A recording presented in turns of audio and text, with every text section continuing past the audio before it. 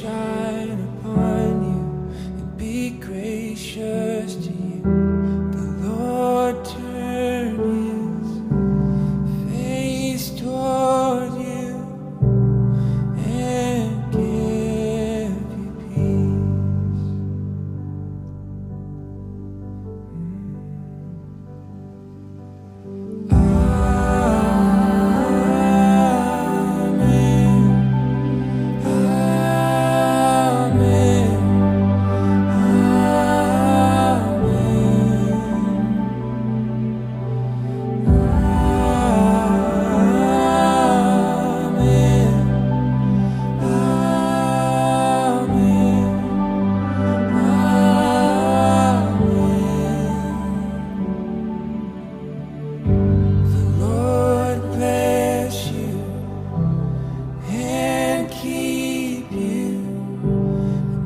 His face shine upon you and be gracious to you. The Lord turn his face toward you and give you peace.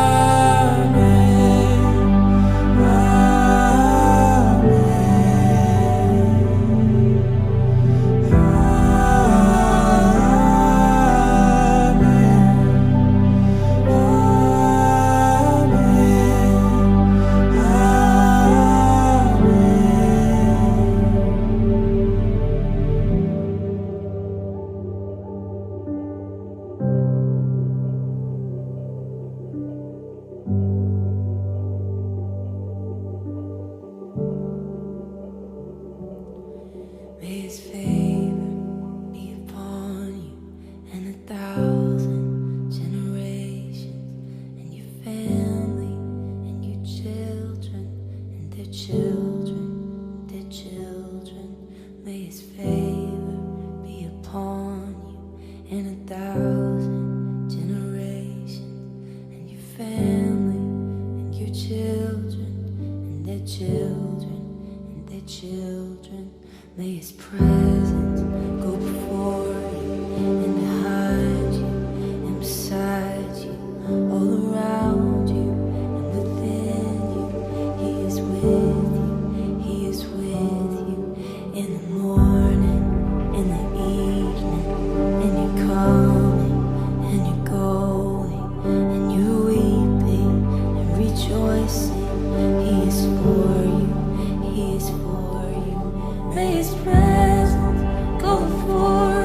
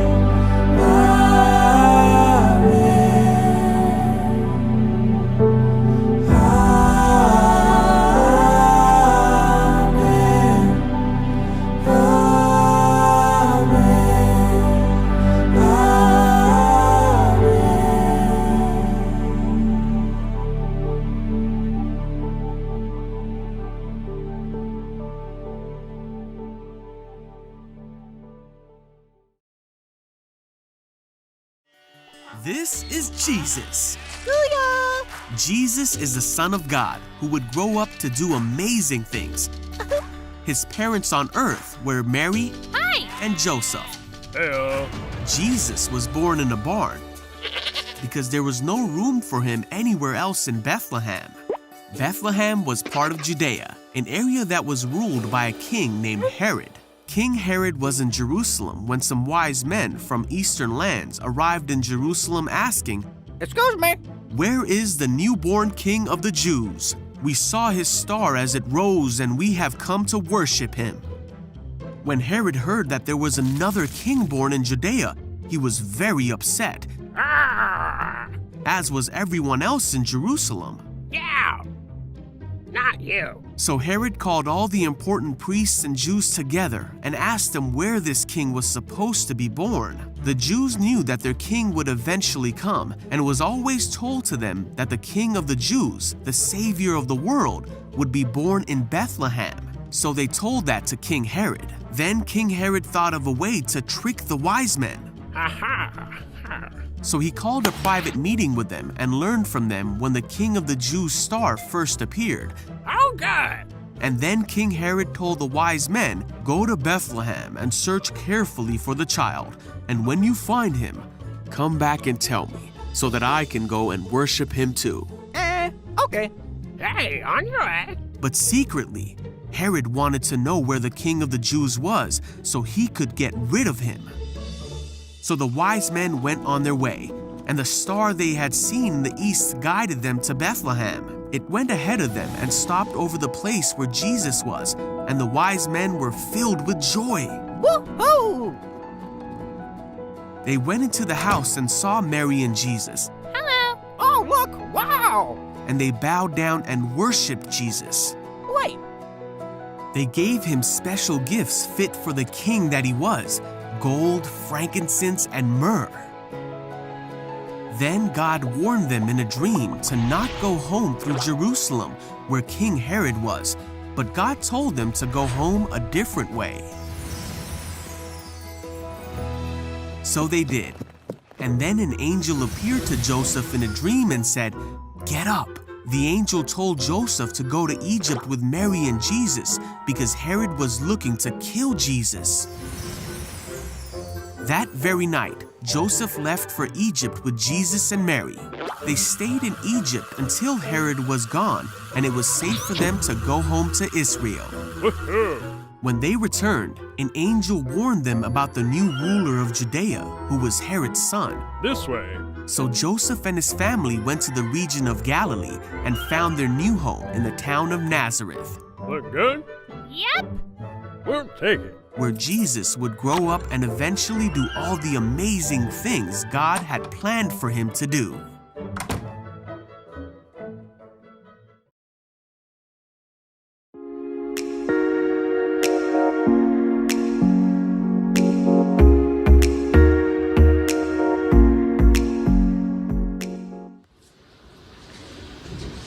Heavenly Father, we thank you that you are the God who makes all things new.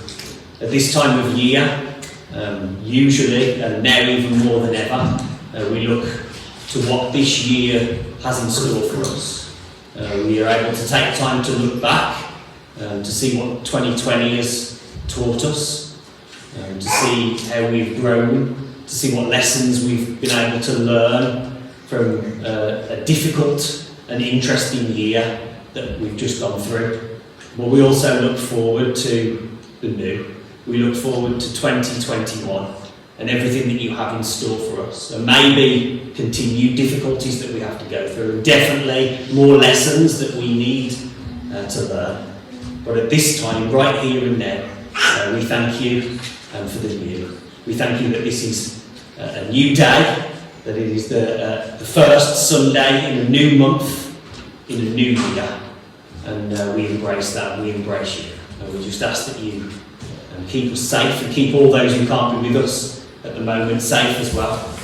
We know that they would love to be with us, that they do join us, albeit virtually or through YouTube or through messages and various other contacts throughout the week. And we just long for the day when we can all be back together with each other and with you. We pray. Amen. Janine's going to come and give us the reading now.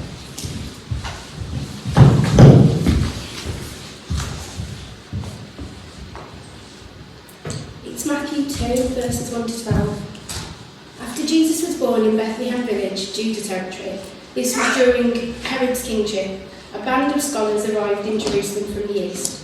They asked around, "Where can we find and pay homage to the newborn king of the Jews? We observed a star in the eastern sky that signalled his birth.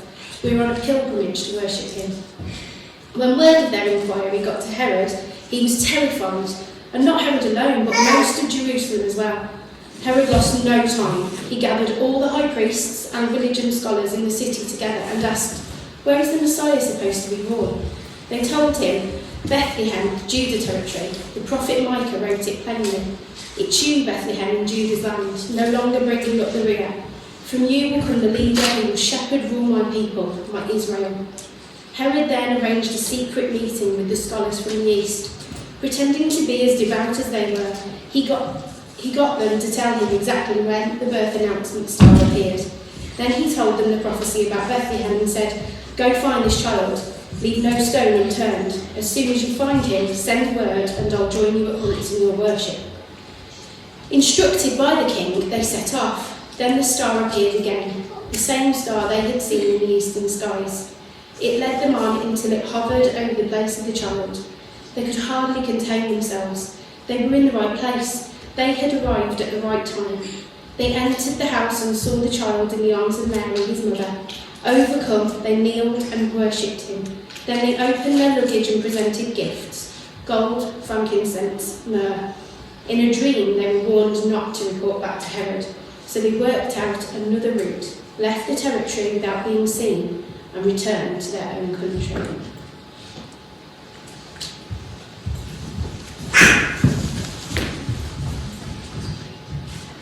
Thanks, Janine.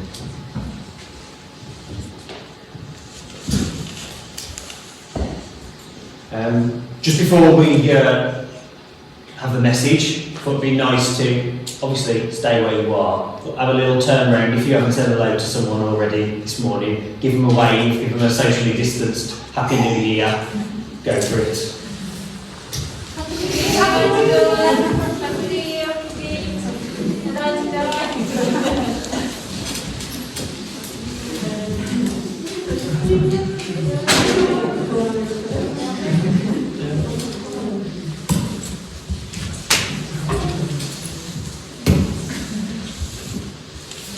That's normally a lot harder to control and get people to pull back, so it's good. We perhaps have to adopt that from now on. So we'll be staying in our seats and wearing masks forever.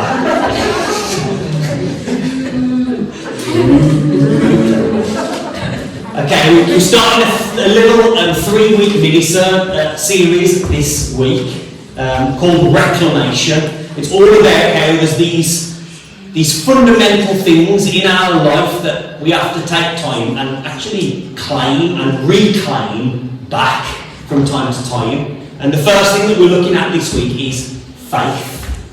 Now, when I was thinking about what to talk about, obviously now you know we're going to be looking at the wise men a little bit. Stars seem to keep coming up. I don't know if anybody else has noticed this. I know people have, because he's quite keen on what's going on in the night sky. But it seems like over the last few weeks and months there's been more and more strange things going on in the skies. Particularly I'm thinking of the Great Conjunction. Who remembers the Great Conjunction? Beth does as well. I saw a little fist pump. That would happen on winter solstice where Jupiter and Saturn, I want to get the information right. Yes. Jupiter and Saturn appeared closest in the night sky than they've been in about 800 years, and it actually appeared, we were very fortunate to get a very good look at it, but in some areas in the world it appeared like a very bright big star, and they were even calling it the Bethlehem Star. I'm having wire issues for some reason. So stars, billions and billions of stars, such Beautiful sparks they are, the poet once said. And since the beginning of time, a prequel before dawn, they are light on the run. And yet they sit so still in our sky, so far off, so distant. You'd have to travel at the speed of light for 4 years to even touch the closest star to us. And then don't even try to count them, because there are over 300 billion in our galaxy alone. And they're big. Almost all of the stars that we see in the night sky are bigger than our sun. The biggest that's been discovered so far is called VY Canis Majoris, and it's 1 billion times bigger than our sun. 1 billion times bigger than our sun. I read this one: on a clear night, the human eye, looking out up into the night sky, can see 20 quadrillion miles into the universe. I can't even start to figure that out. But this is always happening. It always was happening. Long before we were here, it was happening. And right now, whilst we're still here, it's still happening. And long after we have gone, all of that is still doing its thing. So what are stars here for? Or are they just here like twinkle, twinkle, little star, how I wonder what you are? Or are they directing us towards bigger questions? Are stars the point, or do they point to the point? And it's these kinds of questions that we, as humans, have asked for thousands of years. So maybe the message for us from the stars in 2021 is asking us, are we willing to get out of our heads? Are we willing to stop looking down at all of the battery-powered screens that we own and start to look up? I quite vividly remember a time when we visited Vilma and Pete and my mum on their holiday, getting a crick in my neck one night from just standing outside of their holiday cottage, craning my neck up at the vastness in the sky, seeing shooting stars over and over again, thinking, this is happening all the time. We just don't see it. We just can't see it. And I think that this is how we live, where so much of our lives are spent distracted by the other lights in our lives, or the real thing is somehow washed out by all the light pollution that's going on, or we're just simply looking in the wrong direction, or looking in another direction. Maybe that's why so much of our culture today seems to be obsessed with searching for more.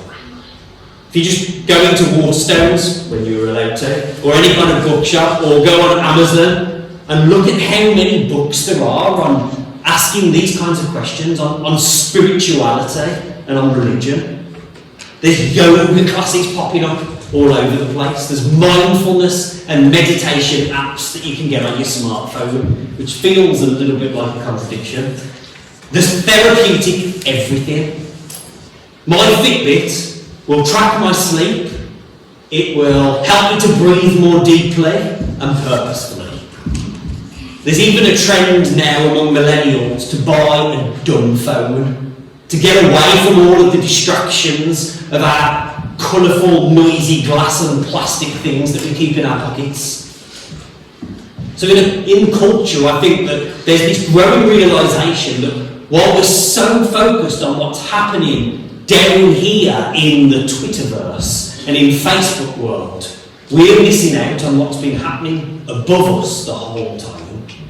It's this longing for more, for something higher, for something deeper. And it seems to be everywhere you turn right now. We watched the new Disney Pixar movie Soul last week. Has anybody watched that yet? A few people's hands have gone up. I'm not going to spoil it for anybody who hasn't. But one of the big themes that really spoke to me through this was that while we're rushing around trying to figure out what our purpose is, we're missing what's happening right in front of us, here and now. So it's a slightly older film, slightly older Disney film, Pinocchio. Has anyone seen Pinocchio? That's good. I don't mind spoiling this one because if you haven't watched it by now, you're probably not going to know. But I read about some professor in Toronto in Canada who'd done some research into the movie and the story behind Pinocchio. I guess there's not a lot else to do in Toronto. And this professor said that there's this, in this scene, we have in the film where Geppetto the toy maker is kind of almost having this transcendent prayer where he prays for something more, something beyond his own capabilities, and he wishes upon a star. Even Disney seems to realise that we have this inclination in all of us to reach past our own limitations. And so this man, Geppetto, wishes that this wooden puppet would become a real, live boy. The professor in that study said that in wishing upon a star, Geppetto seeks a power beyond himself for animation, for something miraculous or supernatural, or even, may I say, divine, to touch these wooden limitations. And all throughout the entire story of the Bible, there's these echoes of this same longing. And so, as we've already heard, we're looking at Matthew 2 and the story of the Magi this morning, because they too have this same longing for more. Verse 1 again says this: After Jesus was born in Bethlehem in Judea, during the time of King Herod, Magi from the east came to Jerusalem. Magi is traditionally and usually understood as kings or wise men. Whenever we're watching nativity plays, that's how they're going to be portrayed, isn't it? Hearing the Christmas story, that's what we get. But these kinds of ideas and these kinds of understandings are too tame. The Magi are basically said to be priests from Persia, members of the Zoroastrian faith. They're basically Iranians today who would have been studying and reading the stars their whole lives, and they're asking the deep questions of longing and belonging out into the skies. They're not Jewish rabbis and teachers. They're not people who've been taught about the theological ideas about God and the prophecies of Messiah. No. These were people who've been searching everywhere throughout the cosmos for something more. And now they heard about this thing that was happening to their Jewish neighbours. These people were dreamers, they were intellectuals, they were ancient scientists. And if they were here today, I think they'd really provoke us and challenge us about how much time we spend looking down at our screens instead of looking up at the skies. So I've got three things that I want to share with you this morning very quickly about what they can teach us, what these Eastern stargazers can teach us. As we start this 3-week series at the beginning of 2021, I want us to think about what it means and what it looks like to reclaim your faith. So the first point is the inevitability of faith. When I say the word faith, I mean trust. When I say faith, I don't mean it like it's a thing, like it's something in me and that I can share it. Like faith is a noun. Because I think faith is way better seen as a verb. Faith is a way that we can begin to rehearse what it is that we should be holding anyway. Like faith is kind of like an art form. Faith is trust. And faith isn't something that we either have or don't have. Like either you have faith or you have reason or science or intelligence. Faith is something we place. So it's not a question of whether or not you are a person of faith, because every human being is and has been and always will be a person of faith, because we all trust. The question is, where do you place your trust? As we finish 2020, and we begin 2021, where do you place your trust? Is it in your money? Is it in religion? Is it in yourself? Is it in your relationships? Is it in your job? Is it in your success? You see, faith is inevitable. We all place our trust in something or someone. It's a bit like love. So I didn't marry Janine because it made empirical sense. I married her because I married her because she tolerates my craziness.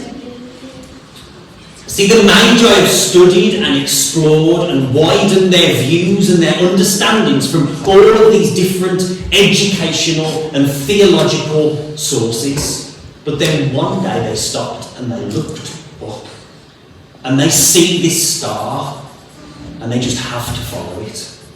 They have to put their trust in it and allow it to them to lead them into the unknown. There's another Disney reference for you.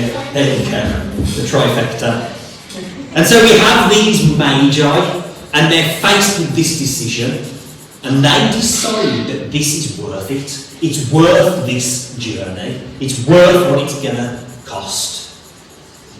After Jesus was born in Bethlehem in Judea during the time of King Herod, Magi from the east came to Jerusalem and asked, "Where is the one who has been born King of the Jews? We saw his star when it rose and have come to worship him." That gets us to our second point, the journey of seeking. You see, seeking isn't simply the same as spiritually dabbling, just trying this and trying a bit of that and having a go at that. See, that's how it's become popular today, isn't it? It's becoming more and more popular in our culture today to hear people saying things like, "I'm just open to everything." But if you're open to everything, you end up standing for anything. You see, the wise men, these Magi, weren't planning on coming back home after their journey with just a bunch more ideas that they can tack on to all of the other ideas that they were already holding. They're not hoping to return home with more doubt about what they've been doing previously. They set out on this journey in search of naming a reality, of naming a truth outside of themselves that was quite literally written in the stars. See, doubt isn't a goal of faith. It's not the finish line. Doubt is part of the journey, but it's just part of that process. It has to move us towards more faith. It has to move us towards trust. The opposite of doubt isn't being certain. The opposite of doubt is trust. Trusting enough to stop looking down in shame or down in judgment from others or judgment from myself, and instead look up. See, the Magi's journey in this story is our journey. They are seeking and searching and asking questions and wanting to know what's beyond the stars. It's about moving past curiosity and into encounter. Let's jump down into verse 10. When they saw the star, they were overjoyed. On coming to the house, they saw the child with his mother Mary, and they bowed down and worshipped him. Then they opened their treasures and presented him with gifts of gold, frankincense, and myrrh. See, this story, when you come to think about it, is absurd. It doesn't make sense. It's unreasonable. You see, before this little baby had done anything, these Magi bow down and worship him. That's scandalous. They moved from seeing Jesus as simply just another baby and past even that one day he was going to be a good model or a good example or a good teacher or leader to seeing Messiah. This is who the world had been waiting for. This is who they, whether they knew it or not, had been waiting for. This is who will make all things new. You see, the Magi saw what so many after them would miss. And that gets us to our third and final point. To reclaim the cost of finding. This is what we tend to miss, particularly as people in the West, and particularly as the Western Church. If we're not careful, we do what Bonhoeffer called cheapen grace. We turn spirituality into something that we can just add on to our life and add on to the way that things are already going. So Monday through Saturday I'm this person and I do that, and then Sunday I just tack church on. I bolt that thing and maybe a midweek service every now and again onto the things that I'm already doing. Like it's just something that we can just add to, stir in and mix together. But there's a cost involved here. And these guys knew it. They opened their treasures and presented him with gifts of gold, frankincense and myrrh.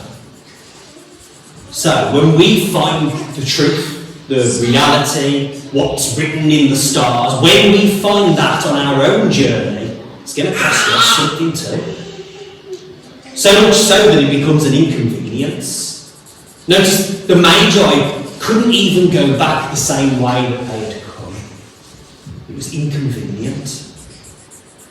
The cost of this finding was expensive. These gifts of gold and frankincense and myrrh, they cost. And the journeying to go and even see Jesus in the first place, crossing these boundary lines, cost these people something. And this worship that they offer as they get to this baby, this worship was holistic. They bowed their faces down to the ground. They gave all of their bodies. This God is worth everything. So just to finish with some questions. Where are you placing your faith today? What is it that you right now are trusting in?